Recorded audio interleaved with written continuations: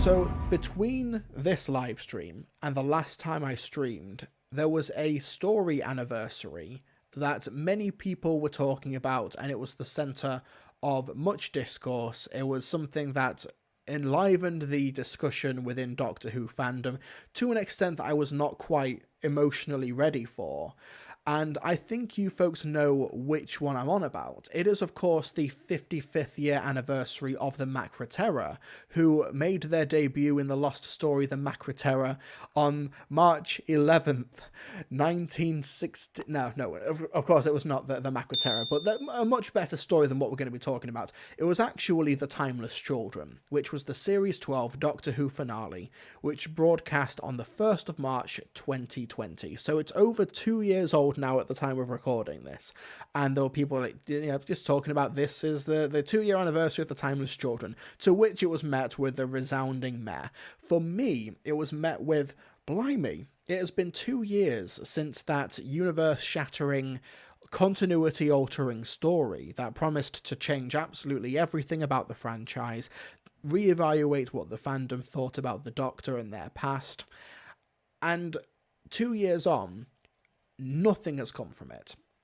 which I think is kind of, it's one of those things where a lot of behind the scenes stuff might go away to explaining what is going to be happening with the fate of the Timeless Children, because, for example, we do know that it was Matt Strevens at London Comic Con talking a few weeks ago, saying that everything, their initial plans for Series 13 of Doctor Who, which would later become Doctor Who Flux, was thrown out and they had to start from scratch. Now, I don't think that absolutely everything was thrown out from scratch. Part of me thinks that Series 13 was going to start with Dan Vanista no matter what. I meant to say Carvanista and Dan, but I said Dan Vanista, and I have no regrets immediately. So yeah, I've no doubt that there was a couple of ideas that found themselves into Doctor Who Flux that were initially in the Series 13 concept, but I think the idea of following up from the Division and the Timeless Child and everything was always going to be a part of Series 13. But since the Timeless Children was broadcast, we've had Revolution of the Daleks, we've had Doctor Who Flux, which is that 7 stories,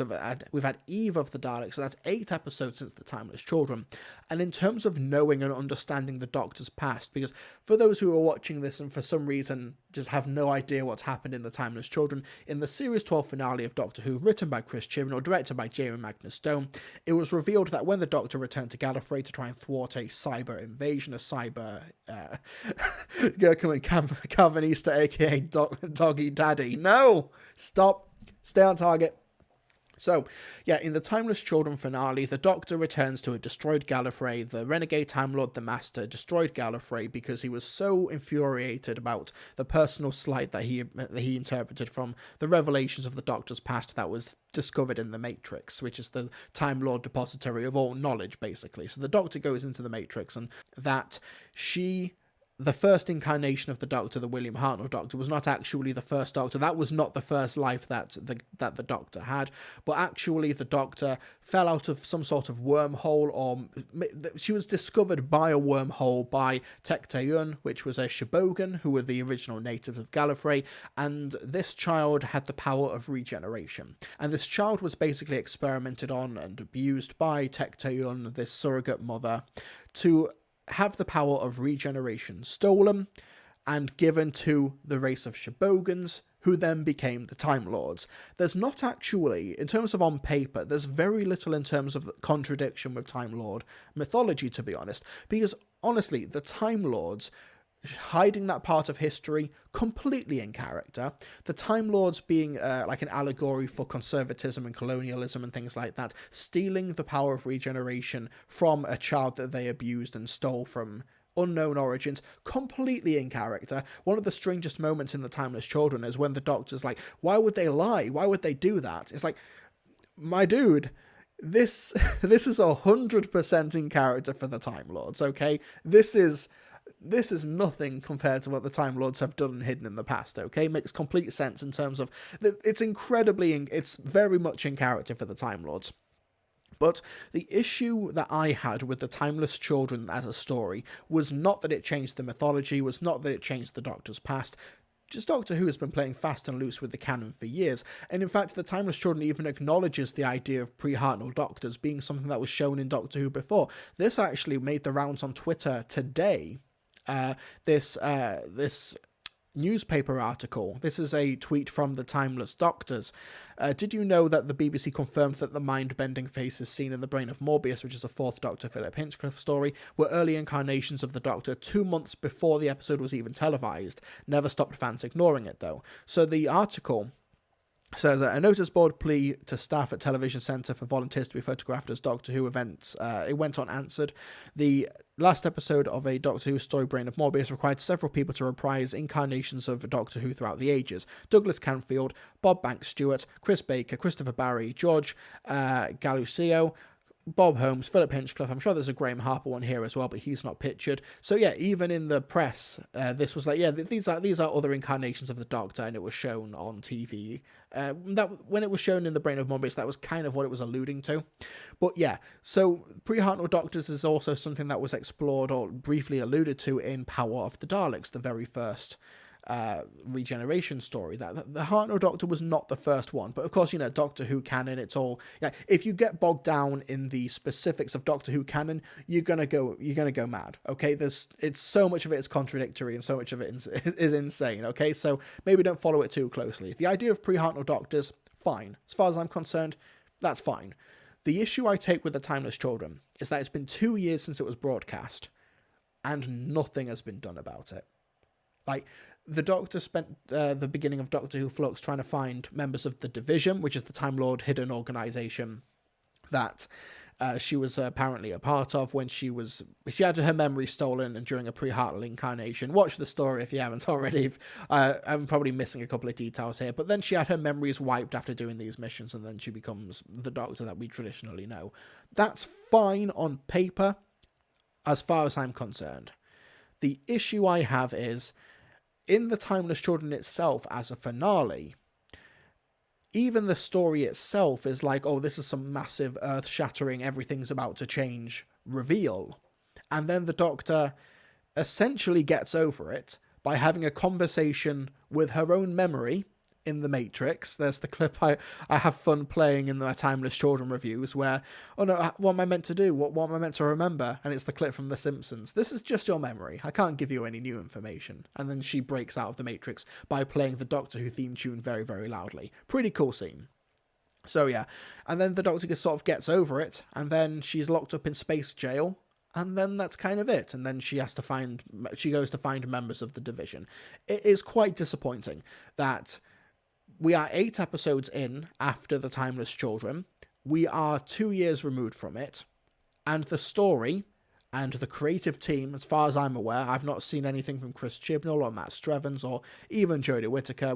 They don't have to, but I think this sort of illustrates the point. That there's no like story justification in terms of, we've revealed this about the Doctor. What are the potential stories that we can tell with this now? Because with Doctor Who Flux, like I can't think of a single story, with the exception of Once Upon Time, and even then that was like a B-plot for Once Upon Time, that is kind of affected or directly plays into the Timeless Child story arc. Like, War of the Sontarans, you don't need hidden incarnations of the Doctor to tell that story. You know, Village of the Angels, with the exception of the cliffhanger where the Doctor's kidnapped, but even then you can just find and replace that. That's fine. You know, you don't need the Division. You don't need pre-Hartnell Doctors for that cliffhanger in and of itself. It's that the Timeless Children in 2 years has never justified its existence. If you'll go, it's kind of what I argued for Victory of the Daleks. When you introduce these drastic, bold reinventions of this iconic design, these iconic creatures that fundamentally have not really changed in nearly 50 years, and then you don't have them do anything. And I think if Victory of the Daleks had come out swinging with this bold, colourful new paradigm of Daleks and, you know, made them an intimidating threat, made them really powerful, made them really showcase their stuff, I honestly think that the next 10 years of Dalek TV stories would have been significantly different. Instead, in Victory of the Daleks, they just shout at the Doctor from across the room. The Supreme Dalek cannot hit a moving target. You want to talk about plot armor? There we go. The Supreme Dalek cannot hit a moving target. And that's it. And then by the time we see the Daleks next in their own proper next story, not, you know, they had a cameo in Wedding of River Song and the Pandorica Opens and the Big Bang. But the next time we see the Daleks in their own story in, I believe, Asylum of the Daleks, it's just, we're back to the Bronze Ones. Because fans didn't really latch to the paradigm. They didn't latch to the colourful Power Rangers Daleks because they, in my opinion, that happened because they didn't really do anything. And Mark Patrick says they waited the confrontation with Tecto, and yeah, that's one disappointing thing about Survivors of the Flux. You get Barbara Flynn, who is like an icon, a great performer, working with Jodie Whittaker, another great performer. And the subtext, the meaning, is not there. It was kind of on the page. We talked about this when we looked at the scripts for Doctor Who Flux and all of the emotion. That's the subtext of the scene. It's not on screen. It's on the page, but it wasn't leaping out for whatever reason. I can't claim to know why, of course. There's 1,001 reasons why that didn't really happen. But yeah, for the Timeless Child, I should say, the story has never said, here's this great brand new change and paradigm of the Doctor's past. Here's the stories that we can tell about it. Here's how the Doctor really feels about it. I think in Revolution of the Daleks, there is the great scene, and people say that they don't like the scene. I disagree, but the scene in Revolution of the Daleks between the 13th Doctor and Ryan, where they're on their way to Japan, and they have that sit-down conversation in the TARDIS, and Ryan talks about, I've learned so much about myself over this time without you, I feel like I need to move on, and there's been this new discovery in the dynamic of our relationship, which means that I don't think I can carry on in this companionship anymore. And the 13th Doctor is going through the same type of thing, where she discovers this whole new paradigm, this whole new part of her sense of self, and she's kind of expected to just carry on as if nothing has changed. That's actually, conceptually, really terrific. I think that the concept of that scene, and I think it actually sticks the landing in the performance, and also, like, on the page, in the text itself. I think it sticks the landing. I think that scene justifies Ryan's departure more than anything else in that story. I think it really, really worked there. But since that scene, we've not had anything. Like, we know that the Doctor has been distracted trying to find Division, but she finds Carvanista. They have that scene in the prison cell in The Vanquishers, where, you know, the Carvanista can't tell the Doctor about the past because he's so emotionally hurt and torn up about it. Like, it's emotional poison to him. It turns out it's like literal poison, because there's like a device, there's a chip in his head. That means if he tries to say anything, he'll die. You know, it's the Garth Marenghi's Dark Place clip. You know, I know writers who use subtext and they're all cowards. Like, that's kind of it. That's the beginning and the end of it. When it comes to the plans for Doctor Who Flux, I understand that it was trimmed down, and I think it was more important in the broader scheme of things to tell a good 6-part story that could stand on its own. And I think they did that up until part 5. And then it kind of lost the rails. Like, I think parts 5 and part 6, like, oh boy, that was kind of where it got messed up. We have that scene in Revolution of the Daleks, that subtext between her and Ryan, and we also have that dead end in The Vanquishers with Carvanista. And that's kind of it. In 8 episodes now, including Eve of the Daleks, that's really all that's happened with the Timeless Children, with the exception of Once Upon Time, which is kind of the main part where we have had some sort of connection to that. When it comes to Jo Martin being brought in as well, I think that she is the one who has benefited the most from this story arc, in terms of just her being a new incarnation of the Doctor, which is awesome, and I really look forward to seeing that. So, the Gurkhaman says, and the pocket watch you won't open. Yeah, I'm sure it will happen at some point, but the fact that we've had this massive supposed game-changing reveal, and 8 episodes, it's like, oh, now we can finally begin exploring this thing in 8 episodes' time. But the story hasn't made a case for itself. It wanted to be this massive change to the canon and the lore without doing anything on a character level or a story level to justify telling that story in the first place. I I believe in what Christopher Eccleston believes, in shaking up the canon and exploding the canon to tell new stories. It's why I think some people, as Christopher Eccleston said, the fundamentalists, might have been angry with John Hurt's casting, with John Hurt being a hidden incarnation of the Doctor. However, that story allowed us to look at not only a great performance from John Hurt, but also the survivor's guilt of the Doctor. Great performance, and something that I don't think would have been done as effectively with the Ninth Doctor. That really worked. Joe Martin's Doctor, the Fugitive Doctor, has not quite had that justification. In terms of, we've got a new incarnation of the Doctor, here's the stories we can tell, here's the themes we can explore, here's the sides of the universe that we can take a look at that we couldn't before. And I think the fact that the episode wanted to blow up the canon and not do anything with said canon for what could be 8 or 9 episodes, that is... it's disappointing to me. Trev Apocalypse says, honestly, the presentation of all the ideas of the Timeless Children is the biggest failing than the idea of the Timeless Child itself. I will meet you halfway there. People say that it's basically a PowerPoint presentation that the Doctor is told. I will meet you halfway and say that it works in context because it's framed through and narrated by Sacha Dhawan as the Master, who firstly is giving an incredible performance. I think he's an incredible Master.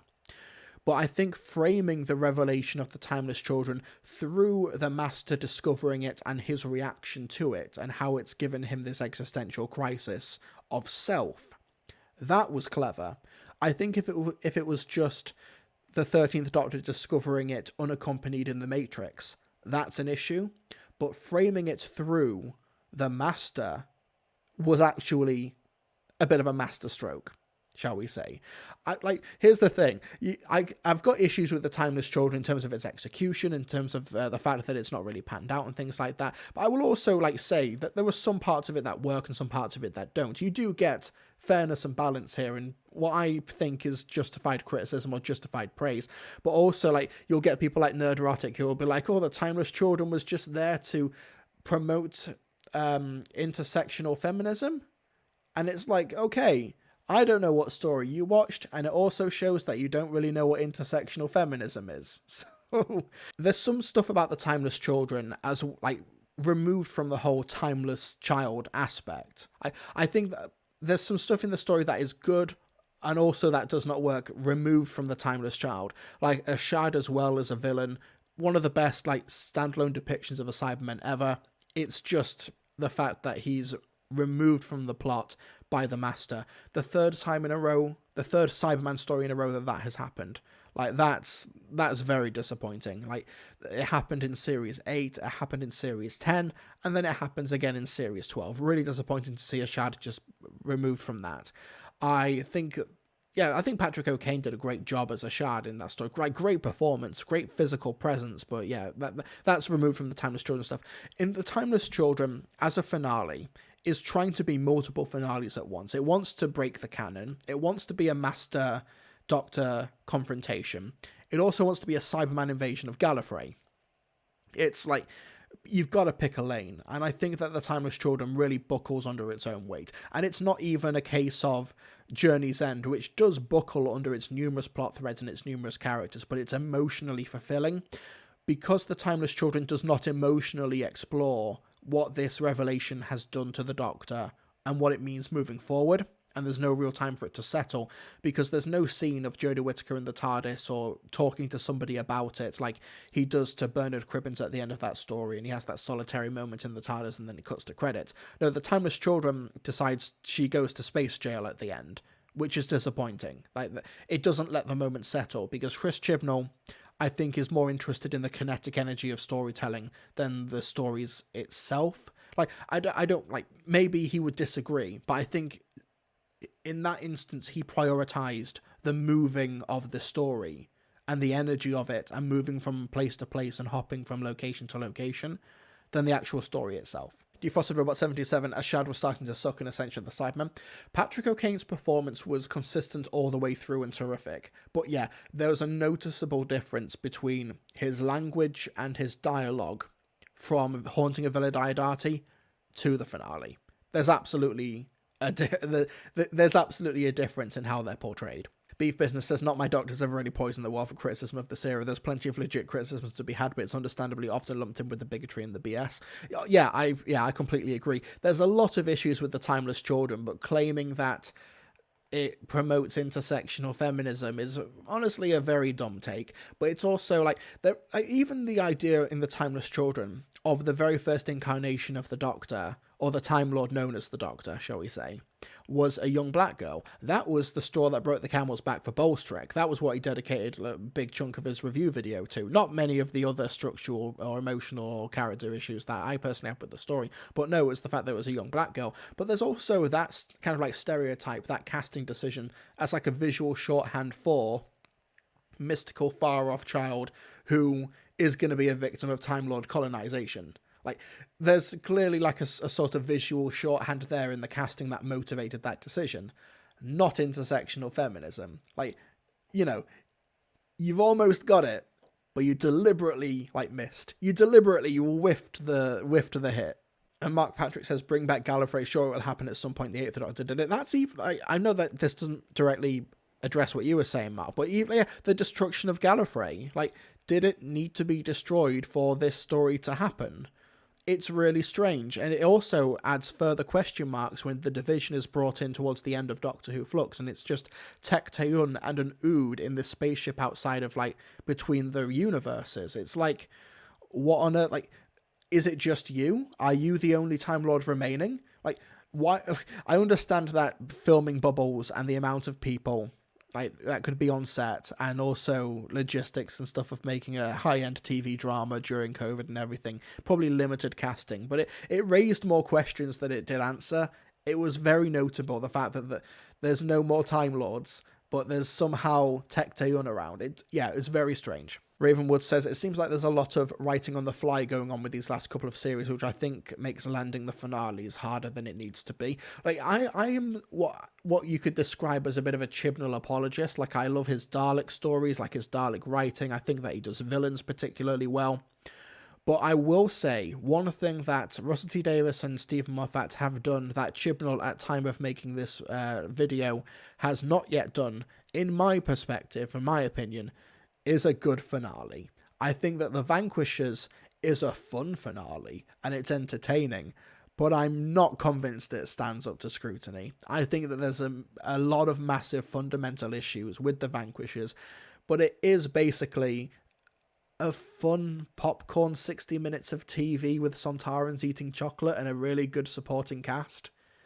So yeah, I don't think that Chibnall has done a satisfying finale in his three seasons of Doctor Who. Maybe the Centenary will be the one. My fingers are firmly crossed for it, as always. High Voltage says, do you think Russell T Davies will do anything with the Timeless Child? It depends what Chibnall does in the next 2 episodes, with the next 2 specials. We know that with 13th Doctor putting the fob watch in the TARDIS, that it's probably going to get mentioned again. If it doesn't, and Russ T Davies doesn't do anything with it, that's not on Russell, in my opinion. That's on Chibnall for not wrapping up something that he himself introduced.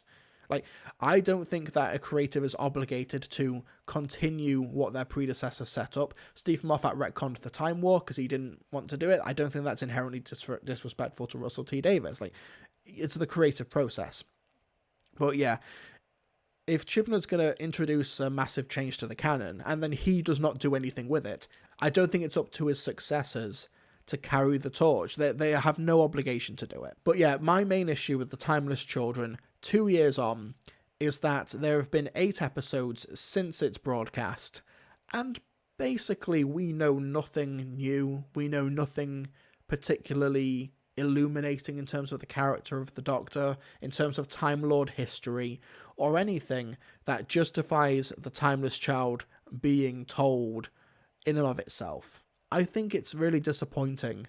I don't believe in blowing up the canon for the sake of blowing up the canon. I believe in blowing up the canon and telling interesting stories out of that, like you got with like even just the concept of regeneration, or something like reintroducing the Time Lords and the Deadly Assassin. I think there's a lot of parallels between the Timeless Children and the Deadly Assassin in how people reacted to them at the time. Like, people hated the Deadly Assassin at the time, and not just because of like Mary Whitehouse like really being angry and complaining about the Part 3 cliffhanger when the Doctor's drowning. But the Doctor Who Appreciation Society like really hated it because it changed the Time Lord mythos and it changed the Time Lord backstory and stuff like that. And it reimagined Gallifrey. And Doctor Who fans at the time really did not like that. However, Deadly Assassin told a really great political thriller story with the Master. Really great story, one of Tom Baker's best, one of the Fourth Doctor's best, the best of that season in my opinion. But the Timeless Children tried to do something similar, but what was the story you wanted to tell? Because it wasn't a cyber invasion of Gallifrey, because that's removed by the Master. It wasn't really a Master Doctor confrontation, because that's the cliffhanger at the end of Ascension of the Cybermen, and then the Doctor's incapacitated through most of the story. Like, you tried to do 3 finales in one of which blew up the canon, and the other 2 are kind of not interlocking with each other. It's a massive structural issue with the Timeless Children finale. And it would work if, like, for example, if the Timeless Children itself was not a good story, was utterly pants, blew up the canon, but then in Doctor Who Flux, they really explored it. They really explored the past. They really explored these hidden incarnations of the Doctor, pre-Hartnell Doctors. They really honed in on it. Then I think we'd look at the Timeless Children a lot more favourably. But then, in the 2-year anniversary of the Timeless Children, the Doctor Who social media accounts talked about it and said 2 years ago this happened. And the big resounding reaction from the fandom was a big, alright, well, blimey, that was 2 years ago. I think that says a lot. Like, 2 years, especially for a younger audience, is a long time. Like, you know, I understand that Doctor Who TV production has, like, because of BBC budget cuts and TV production changes and stuff over the past decade or so, it's a lot harder to get, like, 13 episodes out every year, and because of the pandemic, that was massively disrupted, of course. But, you know, 2 years is a long time for a kid, for a younger audience. And the fact that that amount of time has elapsed, and nothing has been changed or explored, that's the issue. And even the creatives are not, I don't believe there's any interviews with them saying, yeah, this is the direction we want to go in. This is what we want the Doctor to be like. This is how we want her to explore it. It's not there, as far as I'm aware. Craig Potter in the chat as well. I think an adopted abused child versus her stepmom could have been a rich dynamic. Yeah, I think conceptually, the Doctor being taken to the Division under that beautiful bonsai tree, stolen by the Angels, taken to meet her abusive adopted mother, and she's in the vessel of her discontent in the Division, in this spaceship, as her universe is going to be destroyed by someone who views everything as an experiment, who views the Doctor's life as an experiment, as something to be stolen and gained for her and her people, and how the universe that she came from is just a petri dish to her that can just be wiped clean, and they can go on to the next experiment in this new universe. That is, conceptually, bloody brilliant. It's not on the screen. It's not there. It's just Jodie Whittaker and Barbara Flynn acting their hearts out in a subplot in a massive complex web of a story about the Flux and about a unit happening, about the Grand Serpent, about the companions travelling across the world and going to the Great Wall of China and growing beards between shots. Like, I would love the survivors of the Flux to have been a bottle episode. Barbara Flynn, Jodie Whittaker, 50 minutes, one set, one ood, and that's your episode. I honestly think if that approach had been taken, we'd be dealing with a heaven-sent type story of the era. The Gurkhan says, I liked the Grand Serpent thing, but it really should have been its own episode. I'll go one further. I don't even think he should have been in Flux beyond Once Upon Time. I think he should have just been a fun world-building detail with Vinder's story, and that's kind of it. I think beyond Once Upon Time, great acting from Craig Parkinson, great get in terms of casting, but nah, it's not. It doesn't need to be there. But I do think that Survivors of the Flux is the weakest story. It's the weakest script that Chibnall's done, in my opinion. It just is balancing so many plates. And it doesn't need to. It doesn't need to. There's no need for it. If Survivors of the Flux had just been just the Doctor and Tecteun on that division ship, oh my god, that would have been enthralling. Even if it hadn't have worked, I think many people would have just appreciated the gall of it. Just like, oh, here's the penultimate story. I don't think it worked, this bottle episode, but my god, I respect it. I think that might have been worst case scenario the reaction. I understand that so much changed in the production of Flux because of behind the scenes elements and factors and COVID and everything. I completely get that. I look forward to and massively anticipate the inevitable box sets from Big Finish of the quote lost stories. But in terms of how it actually panned out, we're 2 years on from the Timeless Children, and fans do not care. The ones who basically just want to be angry for the sake of being angry still care, but I don't even think that they really care behind closed doors.